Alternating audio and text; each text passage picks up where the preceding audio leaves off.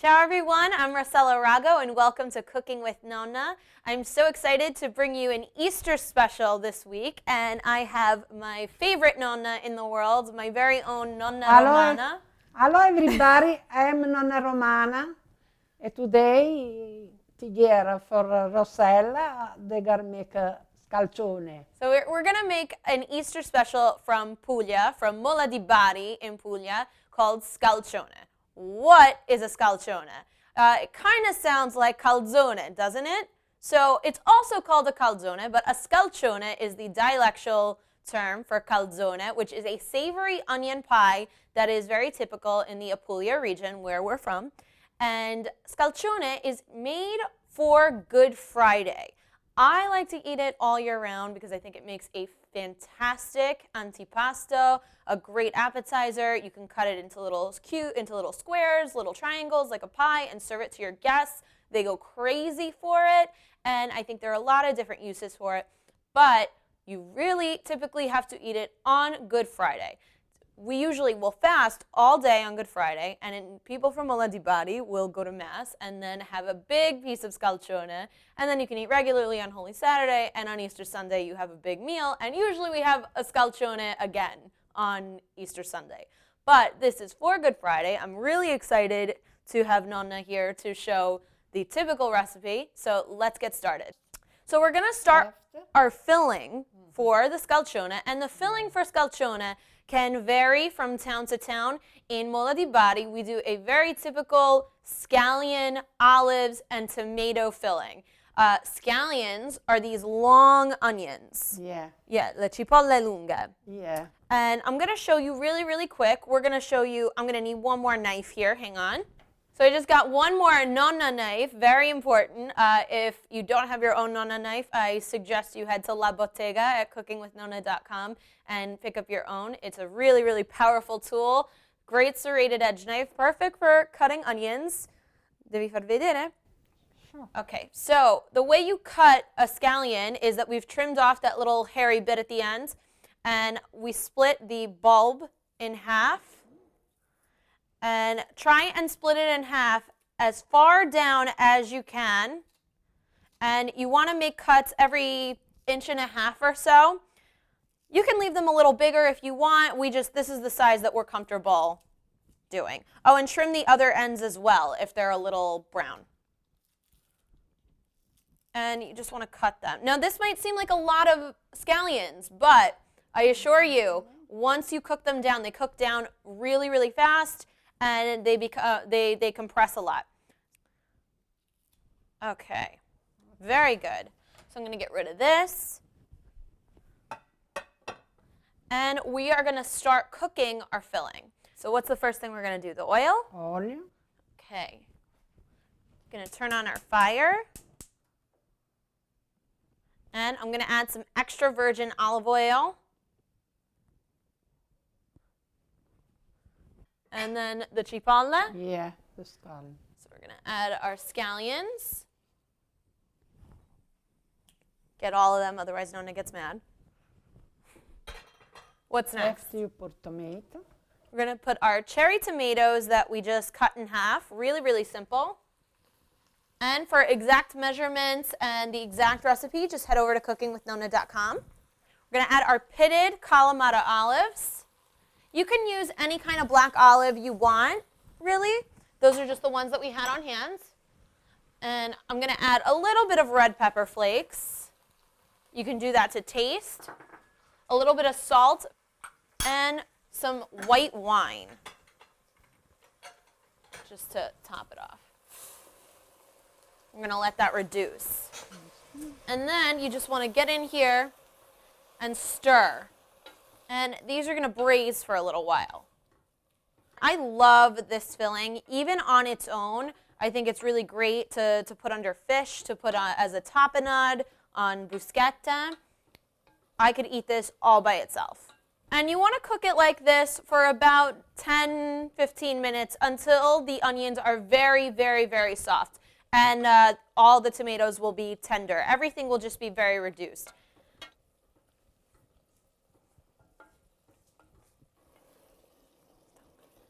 Okay, Nonno, how do you think? They look good. Okay, so now our onions are cooked, our filling is done. And you cannot use this still hot, right? It's got to cool off. Yeah. And ideally, what you want to do now is you want to put this in a colander with a plate under it so all the juice comes out. The juice they got come out. Okay. After, it's better because when you make a calzone, very comfortable like that. So we're going to let this hang out and cool off. And in the meantime, we're going to make our dough for our scalcione. Yeah. Okay. So what do we got to do to make the dough? So, first you got, pour wine.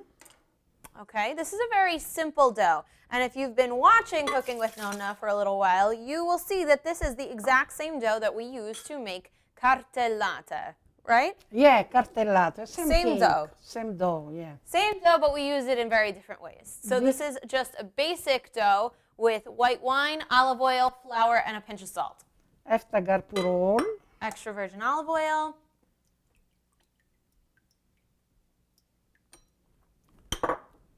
After salt. You gotta turn a little bit because the salt they gonna melt. So we're just mixing our oil and salt and wine together. Okay, and now we're ready to add the flour.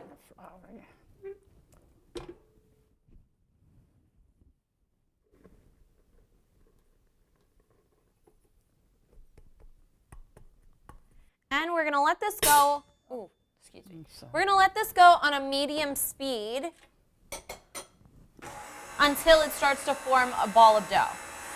My mother for Good Friday, she non cook nati. She make just scalcione.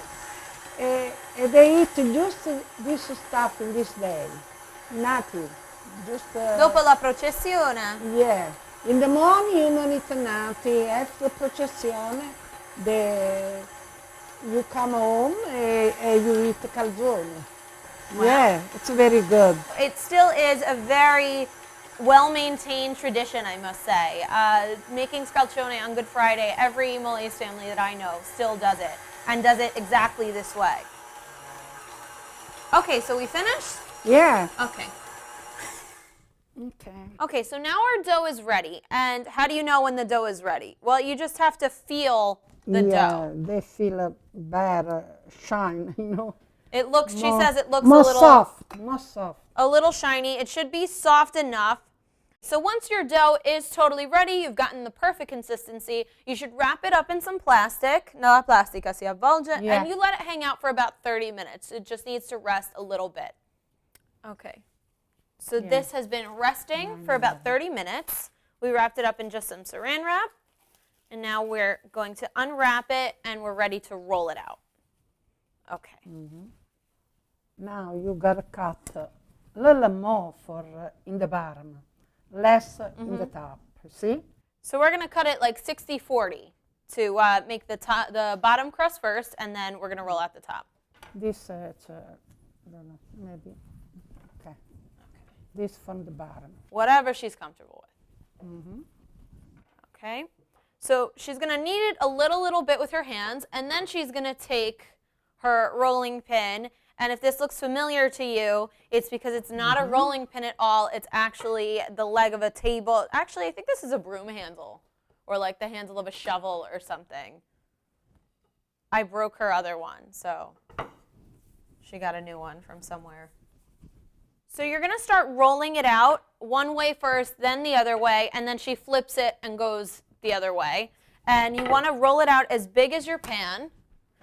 This is the pan we're going to be using, and then we'll take it and measure it, make sure it fits. So my nonna has 4 sisters. Well, she's one of 4 sisters, and they all make their own scalcione. So nonna, who makes the best scalcione out of you and your sisters? My sister Rosa, she make every week because she likes too much. I know, but hers is better than She yours? do. Well, I make a little different. For me, I like make more fat in the bottom, Nonna makes Yeah. a thicker bottom crust than my dear Rosa does. My sister, she make it very thin. Yeah. Yeah, but for me, I like better little more dough, you know? What else you put in scalcione? Sometimes a lot of people, they put bacala. Okay. Now for me, I put archos, you know? Anchovy. Yeah, you Yeah, usually finish a anchovy. scalcione with a fish component. And in our case, it's going to be anchovies. That's the traditional filling from Mola di Bari. But you can put tuna, you can put bacala, you can put a number of different things. I think it's good. Yeah, I now. think it's good now. See? We got That's it. Good. We Okay. got it. Yeah. So we have our pan, and our pan has been oiled with some extra virgin olive oil. Very important, oil your pan. And now we're going to roll this Now I gotta roll like that, see? onto the rolling They're more pin. easy for put Yeah. in the pan. Okay. You keep from Yeah. the corner over there. Okay. Okay? No, you know, I know, it's got to go inside. they gotta go inside. Okay. Okay. So you're going to let it drop inside the pan. Yeah. Make sure it reaches all the corners of the pan. So you have to leave about a half an inch of dough on the border because we're going to pinch this together with the top crust and seal it. So you need to leave some so that you can seal it. Okay, so da Yeah. qua. Yeah. So Perfect. handy dandy mini pizza cutter. Okay.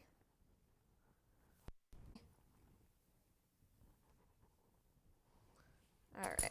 Now maybe where we have a little bit, I'm going to try and put this over here. That was a little bit of a thin spot. So we need to remedy that situation because what did we say before? Any excess juice that can drip out is going to ruin your scalcione. And it's going to be a very bad Friday. It's not going to be a good Friday anymore. So we want to make sure it's a good Friday. Cut a little bit of here, see? More straight. You gotta Okay. do it. It's not Yeah. perfect.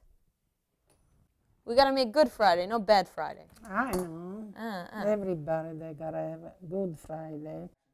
Okay, so now that we reinforced all the borders of our scalcione, we are ready to fill it, right? We ready? Yeah. Okay. And we have our cipolla here. We have our scallion mixture that we let hang out in a colander with a plate under it so it caught any excess juice. And we can start filling this. And I have got a spoon here. They gotta be cold before you Okay. put it Yeah, inside. very important. These are totally Yeah. cooled. Cold even is better. And place your first spoon in the center and start working it around. You want to leave at least an inch and a half of border around here. And you want to make the layer kind of thin. Although some people, this is where it gets very personal. Some people fill their scalcione very full, and some people make it really thin. You know, I think the perfect scalcione, to me, has a little bit of a more substantial bottom crust. And it's not too full. It's full enough. But what I really like is when the scalcione holds together. You can hold it in a little triangle, and it doesn't, you know, fall apart. I like to eat it like that. I don't really like to have to cut it with a knife and fork. So if you don't use all of your onions, what can you do with them?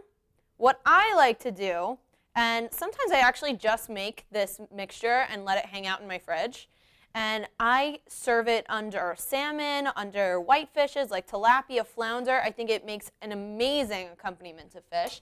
I've had it in a frittata. I'm going to make frittata muffins with this later, just so you know. And that recipe will be up another time.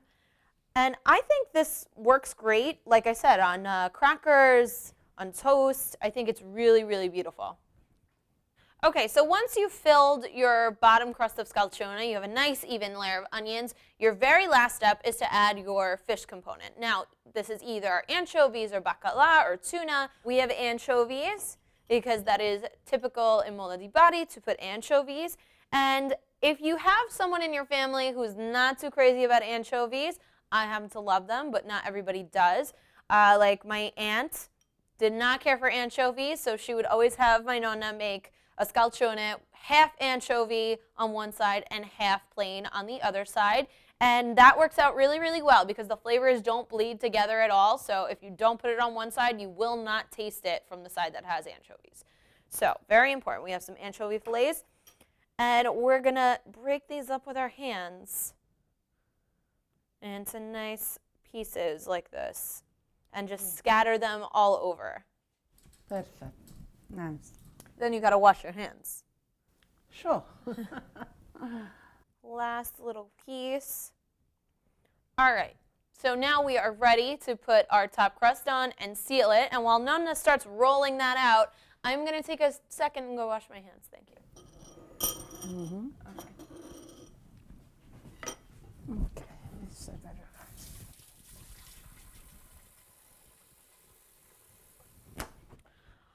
Alrighty, did you miss me? So our top crust gets rolled out just like the bottom crust does, except we do want to try and go a little tiny bit thinner on your top crust. This isn't totally necessary. If it comes out the same thickness, totally fine. I just happen to like a more substantial crust in a scalcione because I can't be bothered to eat it with a knife and fork. I like to hold it, and I like it to maintain its shape. Just a personal thing. Don't worry.